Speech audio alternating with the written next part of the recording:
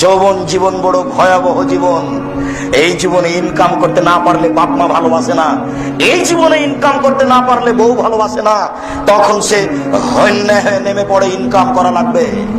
এই জীবনে মানুষ জেনা নিয়ে ব্যস্ত, যৌবন জীবনে মানুষ জেনা নিয়ে ব্যস্ত। এই মোবাইলগুলির শতকরা 98 থেকে 99টা মোবাইলে জেনার গল্প হয়। এক একটা মোবাইলে 200, 500, 2000, 5000 মেয়ের সাথে জেনার গল্প হয়। একটু তুমি থামো, তোমার কাছে আমরা খুব ঘনে আসছি, তুমি ধৈর্য ধারণ করো। শোনো সম্মানিত উপস্থিতি, এই জন্য যৌবন জীবন বুঝাতে হবে, দিন আন মালিহি, টাকা বুঝাতে হবে। আইনা ইকতাসাবাহু, টাকা কোথায় ইনকাম হয়েছে, অফিমা আনফাকাহু, টাকা কোথায় ব্যয় হয়েছে, আয় কোথায় ব্যয় কোথায়, দুটাই বুঝাতে হবে। আয় কিভাবে, ব্যয় কিভাবে, দুটাই বুঝাতে হবে। আজকে তো তুমি বুঝতে পারছো না, জেনা করার তালে ওই মেয়েটাকে 200, 500, 2000, 5000 দিয়ে দিচ্ছ।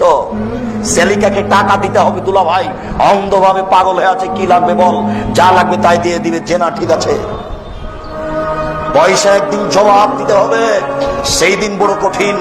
হুজুর বুঝতে পারছেন না, অনিল মেহি হুজুরের বিদ্যাকে পুরো বিচারের মাঠে বুঝিয়ে দিতে হবে।